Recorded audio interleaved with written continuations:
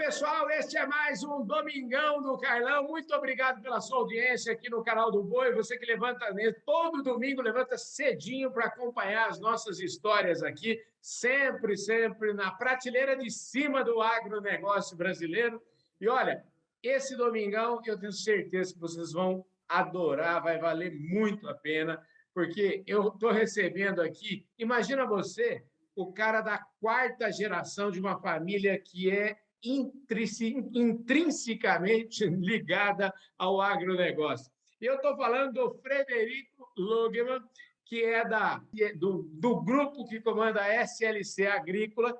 E o Frederico ele é head de inovação da SLC. Estão lançando um negócio bacana chamado Horizontes SLC. Tudo isso você vai acompanhar a partir de agora aqui no nosso Domingão do Carlão, que tem um oferecimento do pessoal lá da Employer, a quem eu quero mandar um forte abraço.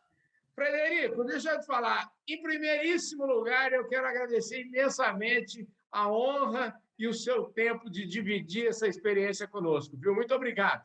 Prazer é meu, Carlão. Um alô para todos que estão nos assistindo aí. E eu sempre digo que aqui ninguém nasce head, nem presidente, nem nada. Todo mundo tem uma história bacana.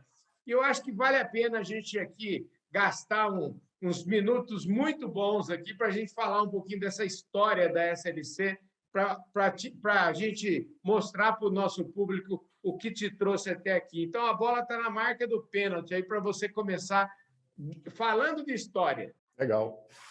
Bom, a SLC, o grupo SLC, vai completar este ano 77 anos de existência. O grupo SLC foi fundado em 1945 na cidade de Horizontina, uma cidade, inclusive, que foi fundada pelo meu bisavô, que também se chamava Frederico. E o grupo SLC começou suas atividades com uma singela oficina de reparo de implementos agrícolas, para uma região que começava a ter alguma exploração agrícola, e tivemos um moinho de trigo, fizemos algumas trilhadeiras, e o meu avô, né, que assumiu o comando dos negócios aí na década de 40, na década de 50, transformou essa oficina de implementos agrícolas numa grande fábrica de máquinas agrícolas, permanecendo em Horizontina, né, e veio a chamar a atenção dos americanos da John Deere, que vieram para o Brasil e compraram uma participação nesse negócio de fabricação de máquinas, né, e vieram comprar todo esse negócio em 1999. Então, a nossa história com o agro, ela começa, na verdade, em 1945, em Horizontina, e esse capítulo de SLC envolvida em fabricação de máquinas e se encerra em 99, mas, em paralelo a essa história, no final da década de 70, nós criamos se chamava na época Agropecuária Schneider Loggemann. Foi a incorporação de algumas pequenas propriedades, fazendas dos sócios, ainda no sul. Foi o nascimento da SLC Agrícola, que na década de 80 começou a comprar terras no Cerrado. Entendi. Então, nós compramos uma primeira fazenda no estado de Goiás, em 1980, depois compramos uma fazenda no Maranhão. Naquela época, né, você comprar fazendas no Cerrado era mais ou menos como você comprar fazendas na África hoje, eu acho. Olha, o Roberto Rodrigues falou aqui para mim, numa entrevista que ele me deu, que na época o pessoal dizia que o cerrado nem dado e nem herdado, o povo queria, né? Exatamente, era uma aposta grande, mas como nós estávamos envolvidos, né, vendendo maquinário agrícola, já observávamos o movimento, né, de alguns produtores do sul que estavam se aventurando lá para o Cerrado, né, que a gente hoje sabe que fim deu, né? E talvez dá para se dizer que a SLC Agrícola, né, foi umas empresas mais bem-sucedidas em explorar o Cerrado, né, e converter as áreas no primeiro momento e começar a plantar algodão, que era uma coisa nova também, né? Então, a SLC Agrícola hoje é uma empresa listada em bolsa, foi listada em bolsa em 2007, e que planta já próximo de 700 mil hectares de algodão, soja e milho no Cerrado. São 22 fazendas na atual safra 21-22.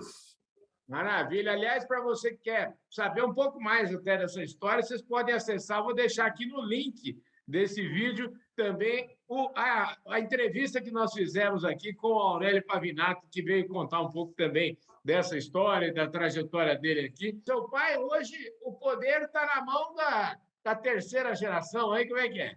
Isso, exatamente. O meu avô era filho único, né? Então, quando ele faleceu, a participação que ele detinha do negócio, que era uma participação majoritária, né? Ela foi transferida para os seus 5 filhos. Então, a terceira geração hoje são 5 irmãos, e quem se envolve, assim, quem se envolveu sempre diretamente nos negócios foram o meu pai, o Jorge, e o meu tio Eduardo.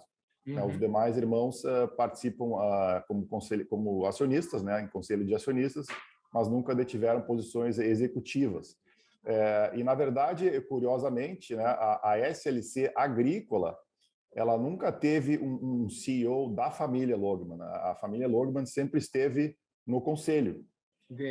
Então, sempre teve executivos de mercado, inclusive hoje em dia, né, o senhor Aurélio Pavinato é o nosso CEO, já está há quase 30 anos trabalhando na empresa, né, começou como trainee, então sempre foi uma empresa profissionalizada, né. Eu trabalho na empresa, sou a única pessoa da família que trabalha na empresa há 15 anos, e trabalhei na área financeira, relações com investidores durante muitos anos, estratégia, e hoje em dia inovação e estratégia.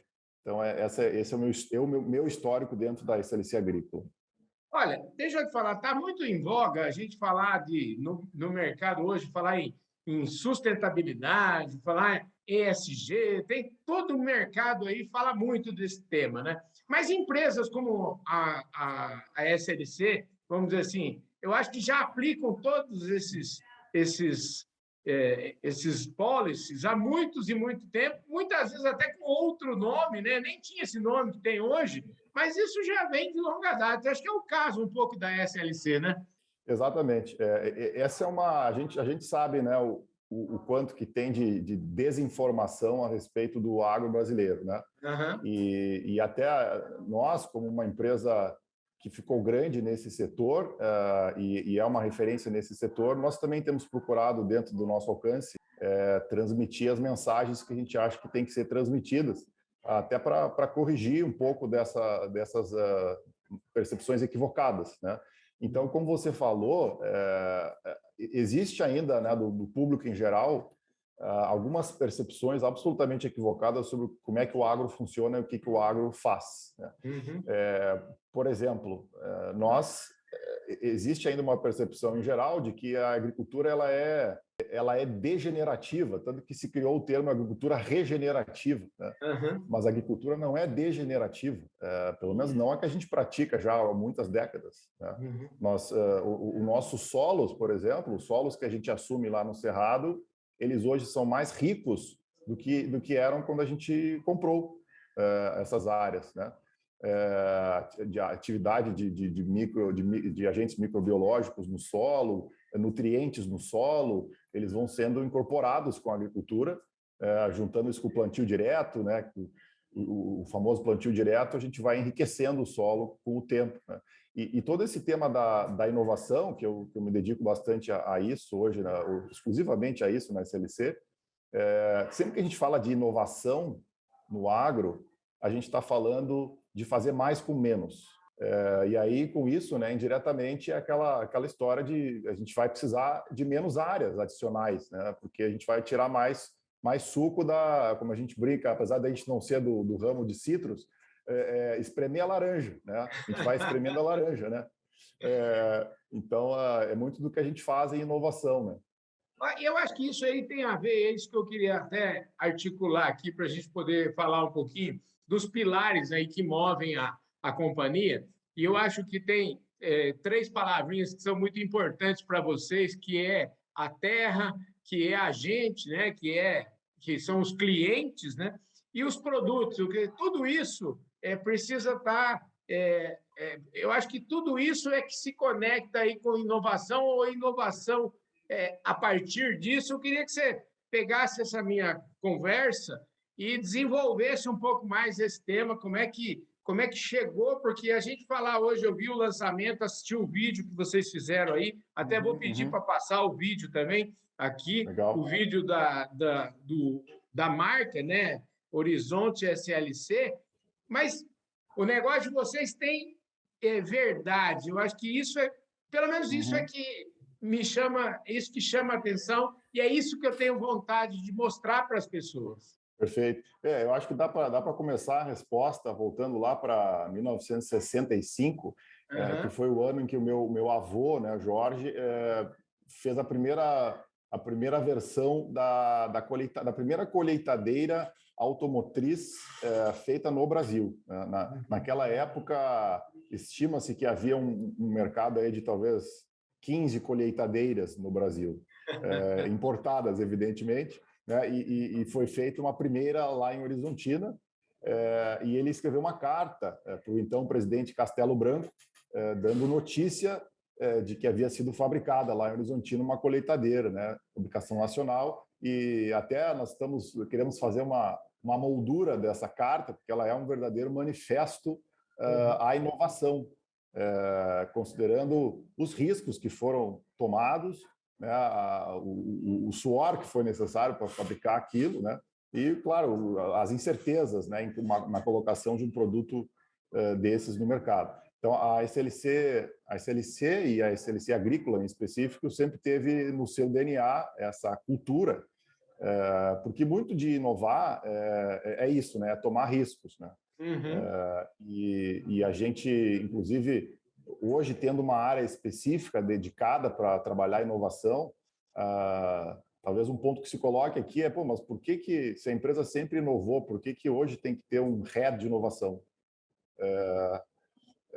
Porque tem muitas coisas acontecendo ao mesmo tempo, né? A aceleração das coisas ela exige alguma gestão. Por mais que a inovação não seja uma coisa engessada, não pode ser, a gente tem que organizar um pouco o processo, né? Então, dessas tecnologias todas que a gente tem usado, novas, outra coisa que a gente costuma comentar sempre quando fala sobre isso é que, se você quisesse saber o que era a inovação no agro há, sei lá, 15 anos atrás, 20 anos atrás, era só você falar com a John Deere, você falar com a Monsanto, você falar com a Bayer, eles iam te dizer quais eram as inovações, e você comprava deles, né? Hoje em dia, vem de qualquer canto, né? E então a gente teve que criar alguma inteligência e musculatura para fazer essa varredura aí, né? Identificar onde é que está o limite tecnológico, né? E muitas vezes, quer dizer, ele não está mais na mão dessas grandes corporações, né? Essa é uma verdade. Então a gente precisou saber lidar de outras formas com isso, né?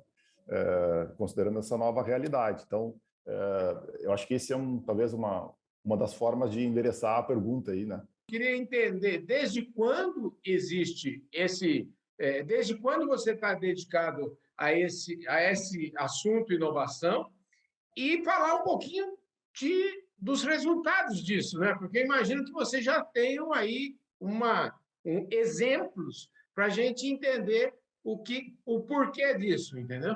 Bom, eu fiz assim, uma migração diária da área de relações com investidores e estratégia, que começou há algo em torno de 3, 4 anos atrás, Uhum. porque eu, por curiosidade, por interesse mesmo, comecei a estudar essas estruturas que algumas empresas estavam criando, iniciativas e programas, de como é que você gerencia essa interação com startups, né? E nós estávamos já fazendo isso, né? Como eu sempre coloco, a gente não começou a interagir com startups a partir da criação do nosso programa de conexão com startups, que é de 2019. A gente já estava Uhum. fazendo isso há algum tempo, né? E a gente começou a perceber a dificuldade de gerenciar esse processo, porque é muita coisa parecida sendo ofertada, né? E Sim. qualquer novidade aí do agro queriam oferecer para a SLC agrícola, para que a gente testasse. E a verdade é que você não consegue testar tudo, né? Pelo menos não testar com qualidade, né? Então, muitas das tecnologias que a gente já está implementando, a gente testou 30 coisas diferentes para concluir qual que era a melhor solução. E talvez não seja a melhor solução daqui a 2 anos, talvez vai ter que trocar. Então, é esse tipo de flexibilidade, de adaptabilidade aí que a gente foi aprendendo a fazer. Então, a primeira iniciativa que nós lançamos, que é nesse sentido de organizar o processo, foi um programa de conexão com startups que se chama Agroexponencial, em 2019. Na época, eu ainda ocupava a posição de gerente de relações com investidores, né? Mas comecei a me envolver com essas iniciativas de inovação. No ano seguinte, nós lançamos um programa de intraempreendedorismo, que era mais para dar voz e método e incentivo para ideias que tem de dentro da companhia, né? E que a gente aí ajuda o pessoal com capital semente, expõe, coloca na frente dos diretores para eles venderem a ideia, e depois incentiva que eles façam a ampliação dessa ideia dentro da empresa, né? E aí, no ano passado, e aí que foi nos levando à criação aí do Horizonte SLC, nós lançamos mais 2 eixos de atuação, que são a SLC, que é a SLC Ventures, que é o nosso braço de investimento em startups. Até então, a gente não tinha um mandato de investir em startups, somente de ser cliente, né? E de fazer o chamado Venture Builder, que, na verdade, é você criar negócios do zero, né? Pegar uma ideia e ver que ela pode ter potencial de ser um negócio e ajudar para que isso, de fato, vire um negócio. Então, nós criamos esses 2 mandatos novos aí em 2021, e aí, juntando todas essas iniciativas, né, programas e áreas que foram sendo criadas na empresa, a gente lançou a marca Horizonte SLC, e como você falou, ela já vem com estofo, né? Ela já vem com uma trajetória por trás. Então, por um lado, é para mostrar e dar mais visibilidade o que a gente já está fazendo, e por outro, também dar o recado de que a gente acha que dá para fazer muito mais coisas, né? Muito mais coisas, de que a agricultura vai mudar completamente, né, nos próximos anos. A agricultura digital, acho que é uma boa forma de resumir, porque os processos vão mudar, a gente consegue já enxergar coisas que não enxergava antes, consegue espremer muito mais a laranja, né? Acho que vai vir um mega espremedor de laranja aí, que vai nos permitir, bom, os níveis de produtividade máximos que a gente já conhece nessas competições aí, né? 120 sacas de soja, 130 sacas de soja por hectare, já dá para fazer, né? Temos que viabilizar isso em escala agora. Aliás, então, aproveitando esse gancho que você está falando aqui, eu sempre, volta e meia, estou colocando essa frase aí do meu amigo Paulo Herman, que no final do ano eu tive uma conversa com o Paulo, e o Paulo estava dizendo assim: Carlão, se o agronegócio brasileiro fosse uma corrida de Fórmula 1, ele fala assim: a gente está vivendo apenas e tão somente a volta de aquecimento dos pneus. Então, pegando essa frase aí do Paulo, isso que você falou, eu queria que você desenvolvesse, até porque você está aí no ambiente interessante aí do Instituto Caldeira, e a gente vai falar também sobre esse tema. Então, eu queria que você concorda com o Paulo, não? Concordo. Inclusive, o Paulo começou a sua carreira na SLC, que, claro, né, como já contamos aqui, foi vendida para a John Deere, a fábrica, né? Mas começou trabalhando conosco, conhecemos e admiramos muito ele, obviamente, né? E é isso, se a gente vê o que já é possível fazer, né? Essas competições de máxima produtividade, né, como o SESB, elas servem para dar o tom, né, de que você, teoricamente, é possível você produzir 120 sacas por hectare de soja, que é o dobro da produtividade média nacional.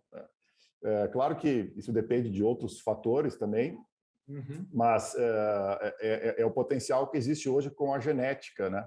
E hoje a gente, como eu estava comentando antes, para mim o melhor resumo de agricultura digital é essa ideia de você conseguir enxergar coisas que você não conseguia enxergar antes, né?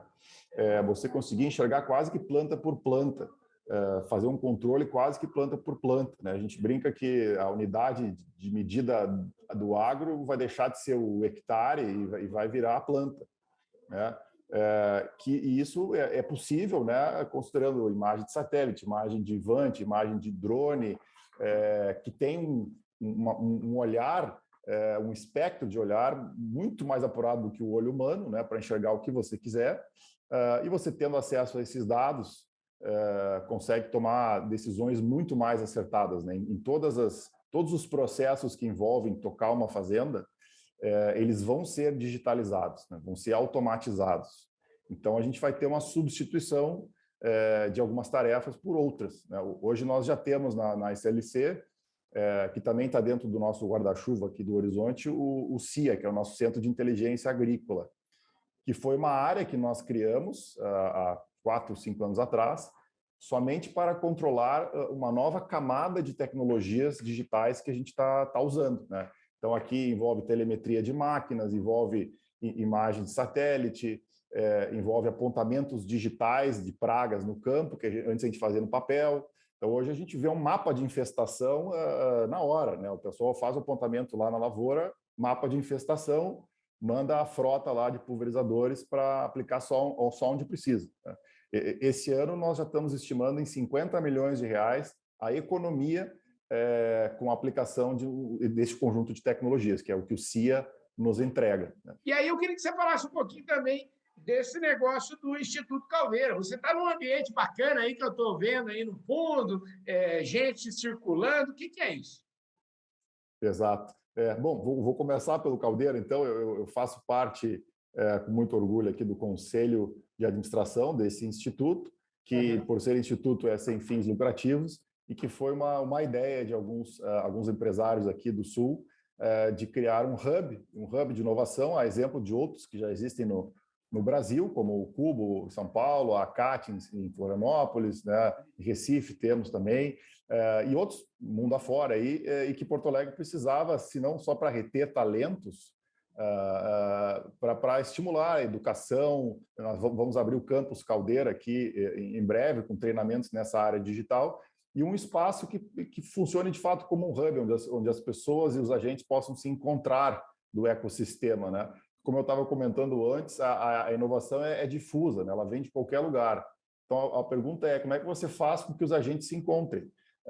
Como é que você faz com que uma empresa tome conhecimento de uma startup, né? Uma das formas de fazer isso é um hub. Nós temos aqui no Caldeira exemplos de todos os agentes, né? O governo, Sebrae, grandes empresas, startups. Então, se cruzam aqui todos os dias esses agentes e negócios são fechados, né? Então, esse é o Instituto Caldeira, onde eu estou agora. Nós, inclusive, essa semana estamos celebrando a Semana Caldeira, que é um ano de ocupação do espaço físico aqui, que é um quarteirão inteiro, e que eu brinco com quem está vindo visitar aqui, quem é do agro, né? Se fosse uma fazenda, nós estamos plantando em 30% da área, e falta 70% ainda para corrigir o solo e botar lavoura. Então, tem várias áreas ainda sendo reformadas aqui, é um grande imóvel de 22 mil metros quadrados. Provavelmente vai vir a ser o maior hub de inovação da América Latina. Então, estamos muito orgulho da trajetória aqui do Caldeira. É muito legal, vale a pena conhecer quando passares por aqui o Instituto Caldeira. Com certeza, quando eu for à Expo Inter, eu vou marcar, eu quero ir aí eu quero tomar um café contigo aí, viu, Frederico? Bora, vamos lá, com prazer. Maravilha. Escuta, mas e aí, como é que é essa história vamos dizer assim, daquilo que vem por aí que a gente não sabe direito? Como é que é lidar com isso? Como é que é esse seu trabalho, o dia a dia dele? Perfeito. Eu acho que tem vários elementos que a gente pode abordar aí, né? Um deles é como é que você organiza o processo. Então, a gente criou esse nosso programa de conexão com startups, e foi uma lógica, acho que foi uma lógica interessante, porque nós invertemos a lógica anterior, ou seja, ao invés da gente ficar tentando dar conta de todas as startups que vinham nos oferecer coisas, nós decidimos assim: quais são os problemas que nós queremos resolver, né? Então, o agroexponencial ele tem essa arquitetura, assim, a gente lança para o ecossistema os desafios que a gente chama, né, os desafios todos os anos, né? E aí a gente faz uma busca ativa de startups, e inclusive esse ano nós lançamos uma versão global do programa que possam solucionar esse nosso problema, né? Os problemas que a gente não vê solução na nossa cadeia tradicional de fornecedores, né? Entendi. E que a gente talvez consiga achar uma... Então, essa é uma forma de gestão da inovação, na verdade, né? Considerando como é que a coisa funciona hoje em dia. E como eu estava falando antes também, a gente teve que, muitas vezes, pivotar, como o pessoal das startups fala, pivotar e testar uma tecnologia, começar a usar ela, e aí vem uma outra que é mais barata e melhor. Aí você tem que ter uma certa flexibilidade de migrar para essa nova, né? Então, tivemos que criar processos, tivemos que treinar pessoas, estamos tendo que fazer isso, né, em novas habilidades, desenvolver novas musculaturas, né? A gente hoje tem pessoas assim, treinadas em dados, né, nas fazendas, né, não só na matriz, mas nas fazendas, que saibam lidar com essa camada nova de sistemas agrícolas, né? A gente tem a arquitetura de software tradicional, né, os softwares que a gente usa para fazer pagamentos, para fazer o balanço, para fazer compras, para fazer vendas. Só que agora tem software para ver imagem de satélite, tem software para telemetria de máquinas, tem software para apontamento digital de pragas, né? Então tem que ter gente que sabe usar esses softwares. Então é um pouco da transformação que está acontecendo.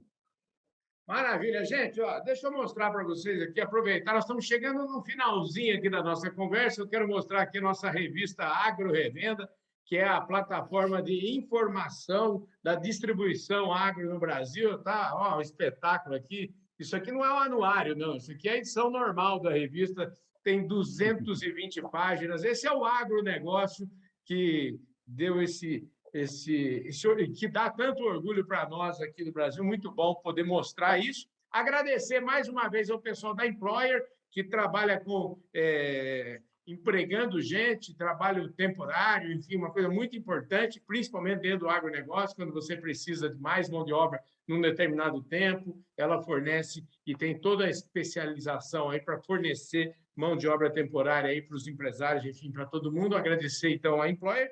Olhando aí para os próximos anos, que futuro que você e que futuro que a SLC está desenhando aqui para o nosso agronegócio, para a gente concluir a nossa prosa. Perfeito. Bom, eu acho que talvez um resumo seja que nós temos uma visão hoje de que nós estamos indo para uma era muito mais de abundância do que de escassez. Uhum.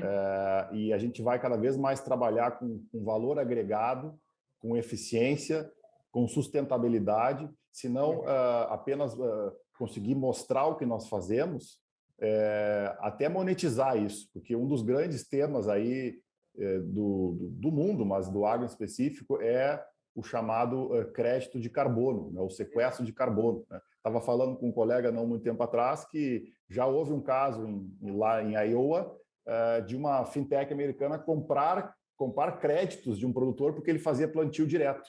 E ele tinha o log da máquina lá que comprovava a execução dessas tarefas, e isso foi monetizado, né? E o Brasil talvez seja, né, o país com mais potencial para sequestrar carbono, pela vastidão de áreas que tem, tecnologias que pode usar. Então vão se criar novos mercados, né? A gente vai vender provavelmente não só soja, algodão e milho, mas também sequestro de carbono, né? Que é algo que o mundo quer comprar, né? Quer incentivar. Então, por que não também monetizar essa oportunidade? Fora tudo que a gente já falou antes aqui. Então, vai ser um mundo novo aí. Maravilha, um mundo novo. Gostei dessa história que você acabou de falar aí, a era da abundância, né? Acho que isso é uma grande notícia para a gente aqui do programa Fala Carlão, que o nosso copo aqui, viu, Frederico? Nosso copo aqui está sempre meio cheio. A gente nunca está com o copo meio vazio, de jeito nenhum. A gente é otimista, barbaridade. Então, terminar o nosso domingão aqui com essa sua fala sobre um mundo de uma era de abundância, realmente muito alvissareiro. Muito obrigado, viu, querido? Prazer, grande abraço. E você vai fazer com uma turma lá do Frederico, tenho certeza que eles vão espalhar esse vídeo aí pelo Brasil inteiro. Vai ou não vai, Frederico? Com certeza. É isso aí, gente. Um forte abraço para todos vocês. Eu vejo todo mundo domingo que vem aqui no Domingão do Carlão e também aí durante a semana no nosso programa Fala Carlão, normal aí de segunda a sexta. Um forte abraço. Valeu. Fui.